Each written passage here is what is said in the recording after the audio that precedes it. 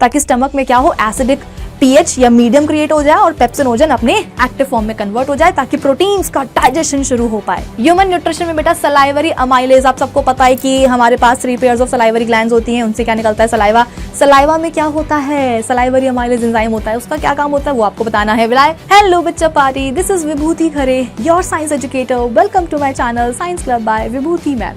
और जैसा कि आप सभी को पता है कि पिछले कुछ वीडियो से हम बात करते आ रहे हैं मोस्ट रिपीटेड क्वेश्चंस के ऊपर। हमने एक बहुत ही शानदार सी सीरीज स्टार्ट करी है जिसमें मैं आपको क्लास 10 साइंस के सारे ही चैप्टर्स के कुछ ऐसे क्वेश्चंस बता रही हूँ जिनसे सीबीएसई को कुछ ज़्यादा ही प्यार है, इसलिए वो सवाल सीबीएसई बार बार बोर्ड एग्जाम में पूछ रहे हैं। पिछले 2 वीडियोस में हम बात कर चुके हैं केमिस्ट्री के फर्स्ट 2 चैप्टर्स के ऊपर। फर्स्ट 2 चैप्टर्स के बेटा मैं आपको मोस्ट रिपीटेड क्वेश्चंस बता चुकी हूं, तो मैंने सोचा कि क्यों ना हम अब बात करते हैं थोड़ी सी बायोलॉजी के ऊपर। तो बेटा आज ना मैं आपको बायोलॉजी का जो फर्स्ट चैप्टर है लाइफ प्रोसेसेस, इस चैप्टर के मैं आपको मोस्ट रिपीटेड क्वेश्चंस बताने वाली हूँ। तो क्या आप लोग रेडी हो लाइफ प्रोसेसेस के मोस्ट रिपीटेड क्वेश्चंस को जानने के लिए? बस यही है हमारे आज के इस वीडियो का टारगेट। चलो अपने टारगेट को अचीव करने के लिए शुरू करते हैं आज का हमारा ये सेशन। और ये आ गया बातों बातों में आपके सामने पहला सवाल। पहला सवाल क्या पूछता है, which process in plants is known as autotrophic nutrition. देखो सबको पता है कि ऑटोट्रोपिक न्यूट्रिशन एक ऐसा मोड होता है न्यूट्रिशन का जिसमें कि ऑर्गेनिजम्स अपना खाना अपनी बॉडी में खुद ही सिंथेसाइज कर लेते हैं, वो किसी दूसरे ऑर्गेनिज्म के ऊपर डिपेंडेंट नहीं रहते हैं। जैसे कि हमारे ग्रीन प्लांट्स, वो अपनी बॉडी में अपना खाना खुद बना लेते हैं, ठीक है। तो वो जो खुद खाना बनाने की जो प्रक्रिया है, जो प्रोसेस है, आपसे बेसिकली उसी का नाम पूछा गया है। तो यार बचपन से पढ़ते आ रहे हैं, ग्रीन प्लांट्स जिस प्रोसेस के थ्रू अपनी बॉडी में अपना खाना खुद सिंथेसाइज कर लेते हैं उसे हम क्या बोलते हैं, फोटोसिंथेसिस बोलते हैं कि नहीं। तो बस ये जो क्वेश्चन है बेटा ये कई बार बोर्ड एग्जाम में आ चुका है 1 नंबर के लिए, 1 मार्क के लिए, ठीक है। चलो अब हम बात करते हैं अपने सेकंड क्वेश्चन के ऊपर। Name the opening through which carbon dioxide enters the leaf. देखो यार सीधी सी बात है, जैसे कि हम है ह्यूमन बींग्स, ठीक है, हम अपनी जो सराउंडिंग एयर है यानी कि हमारी बॉडी और सराउंडिंग एयर के बीच में गैसेस एक्सचेंज होता है कि नहीं होता। वही हम सराउंडिंग एयर से क्या करते हैं, ऑक्सीजन को अपनी बॉडी के अंदर लेते हैं। हमारी बॉडी में जो कार्बन डाइऑक्साइड गैस बनती है उसे हम क्या करते हैं, सराउंडिंग एयर में रिलीज कर देते हैं। यानी कि हमारी हमारी बॉडी और सराउंडिंग एयर के बीच में क्या होता है, गैसेस एक्सचेंज होता है। सिमिलरली बेटा जो अपने ग्रीन प्लांट्स होते हैं वो भी क्या करते हैं, अपनी सराउंडिंग एयर के साथ गैसेस एक्सचेंज करते हैं। जैसे कि अभी हमने देखा कि प्लांट्स क्या करते हैं, खाना बनाने के लिए फोटोसिंथेसिस करते हैं। तो बेटा फोटोसिंथेसिस के लिए ना ग्रीन प्लांट्स को क्या चाहिए होती है, बॉडी में कार्बन डाइऑक्साइड गैस चाहिए होती है। अब सवाल ये है कि ये गैस उनको कहाँ से मिलेगी। तो सराउंडिंग एयर में इतनी सारी कार्बन डाइऑक्साइड गैस है तो ग्रीन प्लांट सोचते हैं कि अरे काम करते हैं ना, हवा में जब इतनी सारी कार्बन डाइऑक्साइड गैस है तो क्यों ना हवा से ही क्या करा जाए, बॉडी के अंदर कार्बन डाइऑक्साइड गैस को ले लिया जाए। तो सवाल यह है कि ये gas, carbon dioxide gas plant body के अंदर जाएगी कैसे। तो आप बोलोगे कि मैम हमने पढ़ रखा है कि जो ग्रीन प्लांट की जो ग्रीन लीव्स होती हैं उनके थ्रू कार्बन डाइऑक्साइड गैस अंदर जाती है। कैसे, लीफ के 2 सरफेसेस होते हैं, अपर सरफेस लोअर सरफेस। दोनों ही सरफेस के ऊपर प्रोटेक्टिव कवरिंग कौन सी होती है, epidermis. Upper epidermis, lower epidermis. Lower epidermis पर होते हैं कुछ छोटे छोटे से पोर्स जिनके थ्रू कार्बन डाइऑक्साइड गैस जो है बेटा वो बाहर से कहाँ जाएगी, ग्रीन प्लांट बॉडी के अंदर जाती है, ठीक है। तो ये सवाल भी कई बार बोर्ड एग्जाम में आ चुका है, लैंग्वेज चेंज कर देते हैं बट आंसर तो वही रहेगा, स्टोमेटा। चलिए आगे बढ़ते हैं और बात करते हैं अपने अगले सवाल के ऊपर। नेक्स्ट क्वेश्चन क्या पूछ रहा है, which part of the nephron filters blood. बेटा आपकी एनसीईआरटी बुक में एक्सक्रीशन लाइफ प्रोसेस में नेफ्रॉन का एक बहुत ही सुंदर सा डायग्राम दिया हुआ है। सुंदर मैं इसलिए बोल रही हूं क्योंकि बहुत ही इजी है और अगर आप उस डायग्राम की अभी से प्रैक्टिस कर लेते हो तो आपके लिए बहुत ज्यादा वो फायदेमंद साबित होगा, ठीक है। नेफ्रॉन का जो स्ट्रक्चर है बेटा वो आपको ड्रॉ करना आना चाहिए क्योंकि कई बार बोर्ड एग्जाम में नेफ्रॉन का स्ट्रक्चर भी ड्रॉ करने के लिए बोला जाता है। अब अगर आपको उसका स्ट्रक्चर याद है तो आपको उसके सारे पार्ट्स भी याद हो जाएंगे। पार्ट्स याद हो जाएंगे तो फिर आप इस सवाल का भी जवाब दे पाओगे, ठीक है। चलो नेक्स्ट क्वेश्चन पर आते हैं। Name the pigment responsible for photosynthesis. भाई ग्रीन प्लांट्स जो फोटोसिंथेसिस करते हैं, अपना खाना खुद बना लेते हैं, कैसे बना लेते हैं, क्योंकि उनके पास होता है क्लोरोफिल पिगमेंट, है ना। क्लोरोफिल पिगमेंट ही क्या करेगा, लाइट एनर्जी को ट्रैप करेगा, फिर वो लाइट एनर्जी कन्वर्ट होगी केमिकल एनर्जी में। केमिकल एनर्जी क्या करेगी, जाकर के पानी को तोड़ देगी इनटू हाइड्रोजन एंड ऑक्सीजन। फिर वो हाइड्रोजन जाके चिपक जाएगी कार्बन डाइऑक्साइड गैस के ऊपर। तो हम बोलेंगे कि देखो कार्बन डाइऑक्साइड गैस का क्या हो गया है, रिडक्शन हो गया और क्या बन गया, गुल्लू बन गया, ग्लूकोज बन गया, है ना, वो पूरी चेन होती है बेटा। तो शुरुआत किससे होती है, क्लोरोफिल पिगमेंट से ही होती है। नेक्स्ट क्वेश्चन क्या है, what is the role of hydrochloric acid in the stomach, हमारे स्टमक में क्या होता है। स्टमक की जो बेटा वॉल होती है, जो उसकी सबसे इनरमोस्ट लेयर होती है, वहां पर पाए जाते हैं गैस्ट्रिक ग्लैंड्स। गैस्ट्रिक ग्लैंड्स में क्या होते हैं, 3 तरह के सेल्स होते हैं, एक होते हैं म्यूकस सिक्रीटिंग सेल्स, एक होते हैं चीफ या पैप्टिक सेल्स, और तीसरे टाइप के सेल्स कौन से होते हैं, पेराइटल सेल्स या ऑक्जेंटिक सेल्स। तो ये जो तीसरे टाइप के सेल्स होते हैं ना बेटा, पेराइटल या ऑक्जेंटिक सेल्स, यही क्या करते हैं, HCl निकालते हैं। पर सवाल ये नहीं कि कौन निकाल रहा है, सवाल ये है कि ये HCl आखिर बन ही क्यों रहा है पेट में। तो याद करो, ये मैं आपको पढ़ा चुकी हूँ, अभी जो लेक्चर आया था जहां पर मैंने आपको पूरा न्यूट्रिशन की प्रोसेस समझाई थी, तो वहां पर मैंने आपको बताया था कि जो चीफ सेल्स है, जो पेप्टिक सेल्स होते हैं, वो क्या करते हैं, पेप्सिनोजन एंजाइम निकालते हैं, जो कि क्या होता है, एक प्रोटियोलिटिक एंजाइम होता है, प्रोटीन्स को डाइजेस्ट करने वाला एंजाइम होता है, लेकिन वो अपने इनएक्टिव फॉर्म में पड़ा होता है। उसको एक्टिवेट करने के लिए क्या चाहिए होता है, एसिडिक पीएच, एसिडिक मीडियम। तो जो अपने पेराइटल सेल्स होते हैं या जो ऑक्जेंटिक सेल्स होते हैं, वो क्या करते हैं, स्टमक में HCl निकाल देते हैं, ताकि स्टमक में क्या हो, एसिडिक पीएच या मीडियम क्रिएट हो जाए और पेप्सिनोजन अपने एक्टिव फॉर्म में कन्वर्ट हो जाए, ताकि प्रोटीन्स का डाइजेशन शुरू हो पाए। देखो अभी तक मैं आपको बहुत ही शॉर्ट में बता रही हूँ, मेन जो फोकस है इस वीडियो में वो है क्वेश्चंस के ऊपर। अगर आप चाहते हो कि मैम हमें इन सारे सवालों का ना जवाब भी चाहिए है, डिटेल्ड एक्सप्लेनेशन चाहिए है, तो आपको इस वीडियो के कमेंट सेक्शन में लिखना होगा कि हाँ मैम एक अलग से वीडियो बना दो जहां पर आप इन सारे क्वेश्चंस को एक्सप्लेन भी कर रहे हो, इनके आंसर्स को आप एक्सप्लेन भी कर रहे हो, तो आपको वो वाला वीडियो भी मिल जाएगा। ठीक है, चलो अब हम बात करते हैं अपने अगले सवाल के ऊपर। Write two functions of bile juice in digestion. जो अपना लिवर होता है ना बेटा, लिवर वो क्या करता है, बाइल निकालता है, बाइल जूस प्रोड्यूस करता है। तो सवाल यह है कि इसका क्या रोल होता है डाइजेशन में। ऑल्दो बाइल जूस में कोई भी डाइजेस्टिव एंजाइम्स नहीं होते हैं, बट फिर भी इंपॉर्टेंट रोल प्ले करता है ये डाइजेशन में। क्या करता है वही तुमने बताना है। चलो नेक्स्ट क्या है, describe the process of photosynthesis, right the balanced chemical equation.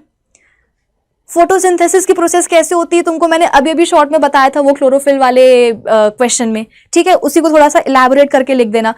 एक बैलेंस केमिकल इक्वेशन भी होती है फोटोसिंथेसिस की, वो लिख देना। ठीक है, चलो नेक्स्ट। ओके, अच्छा ये चीज मैं आपको बताना चाहती हूँ कि बेटा मेरा पर्सनल टेलीग्राम चैनल भी है, और ये मेरे टेलीग्राम चैनल का QR है। आप इसको ऐसे कैसे स्कैन करके क्या कर सकते हो, मेरा टेलीग्राम चैनल ज्वाइन कर सकते हो, जहां पर रेगुलर बेसिस पे आपको डेली अपडेट्स मिलती हैं कि मेरा कब कौन सा सेशन कब आने वाला है, कौन से चैनल पर आने वाला है।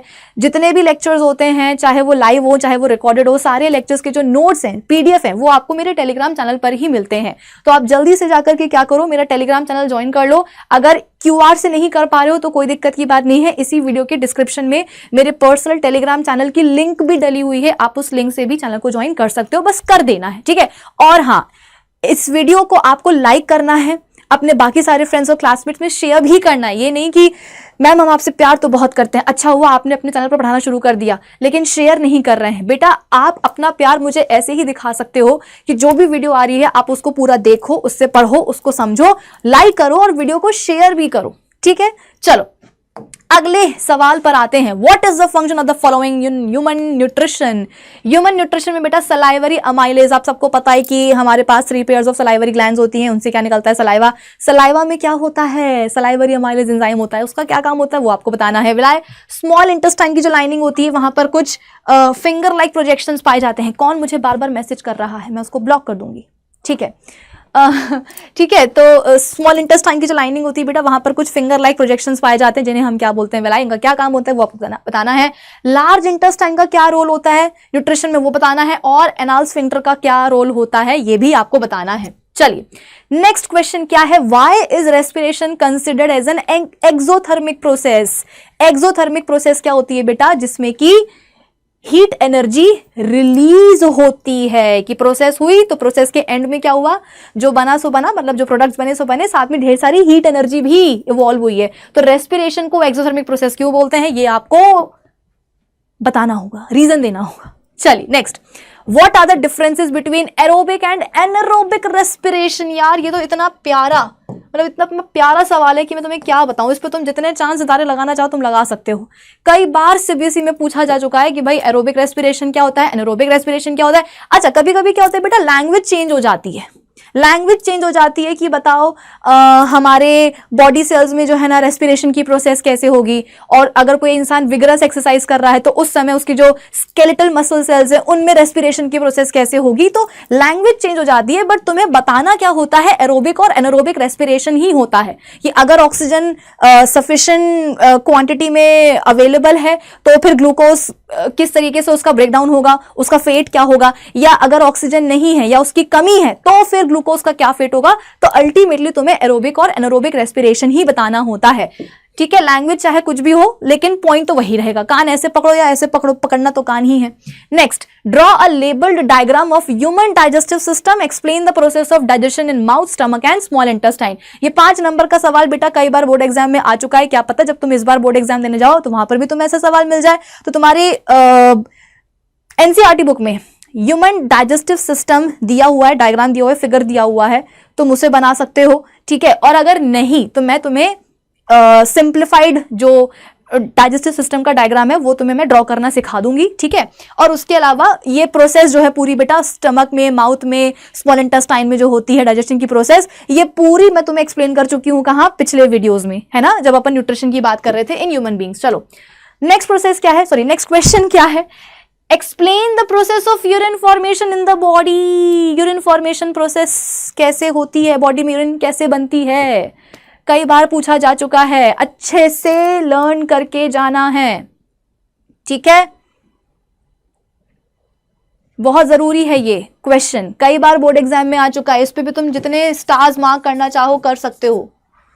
रीअब्जॉर्प्शन, सेक्रीशन, ट्यूबुलर सेक्रीशन, ठीक है, ग्लोमेरुलर फिल्ट्रेशन, बहुत जरूरी है बेटा, बहुत जरूरी है। चलो next question, explain double circulation in humans, why is it necessary. Double circulation क्या होता है, देखो भाई, सबसे पहले अगर हम बात करें अपने पूरे बॉडी की, तो पूरे बॉडी का जो डीऑक्सीजनेटेड ब्लड होता है, ठीक है, डीऑक्सीजनेटेड ब्लड का मतलब एक ऐसा ब्लड जिसमें ऑक्सीजन का कॉन्सेंट्रेशन बहुत कम है और कार्बन डाइऑक्साइड का कॉन्सेंट्रेशन बहुत ज्यादा है। तो ऐसा जो डीऑक्सीजनेटेड ब्लड है वो पूरी बॉडी से निकल करके कहाँ जाता है, हमारे हार्ट में जाता है। हार्ट में भी कहाँ, तो उसका जो राइट पार्ट है, राइट एट्रियम, वहां जाता है। ठीक है, राइट एट्रियम से राइट वेंट्रिकल में जाता है, राइट वेंट्रिकल से कहां जाएगा, फिर लंग्स में जाएगा, जहां पर ब्लड का होता है ऑक्सीजनेशन, यानी कि ब्लड से कार्बन डाइऑक्साइड को निकाला जाता है और उसमें डाला जाता है क्या, भर भर के ऑक्सीजन। तो अब ब्लड कैसा हो जाता है, ऑक्सीजनेटेड। फिर ये ऑक्सीजनेटेड ब्लड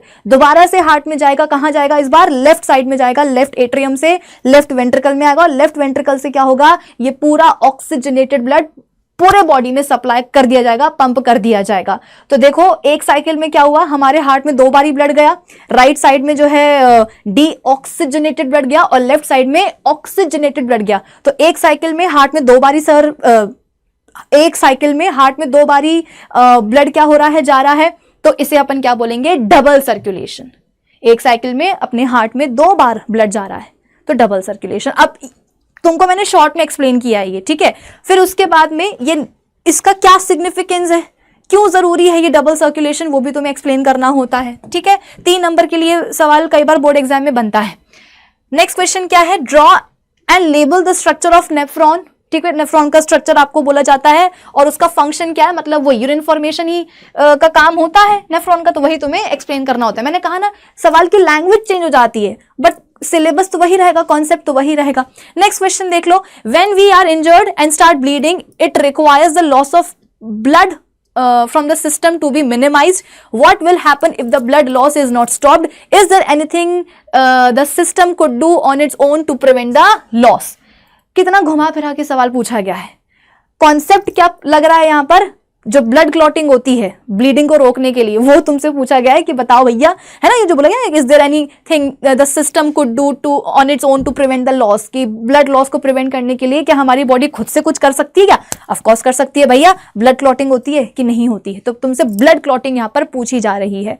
ठीक है, और अगर ये ब्लड क्लॉटिंग नहीं हुई बेटा तो क्या होगा, एक्सेसिव लॉस ऑफ ब्लड हो जाएगा बॉडी से, इंसान मर सकता है ब्लीडिंग से।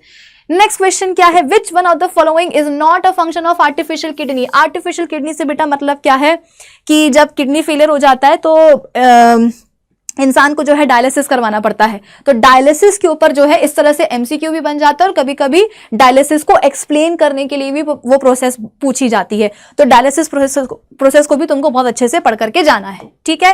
सो दैट्स इट, आज के इस वीडियो के लिए इतना ही। सारे important questions, most repeated questions मैंने आपको बता दिए हैं लाइफ प्रोसेसेस के। अब अगर आप चाहते हो इनका डिटेल एक्सप्लेनेशन तो कॉमेंट सेक्शन में बता देना, मैं आपको अलग से वीडियो में जो है ना सारे क्वेश्चंस को एक्सप्लेन कर दूंगी। उसके अलावा वीडियो अगर अच्छा लगा हो तो लाइक करिएगा, कमेंट करके बताइएगा, शेयर करिएगा और चैनल पर अगर नए हैं तो सब्सक्राइब जरूर करके जाइएगा। मिलते हैं अपने अगले वीडियो में न्यू चैप्टर के मोस्ट रिपीटेड क्वेश्चंस के साथ। Okay guys, bye bye.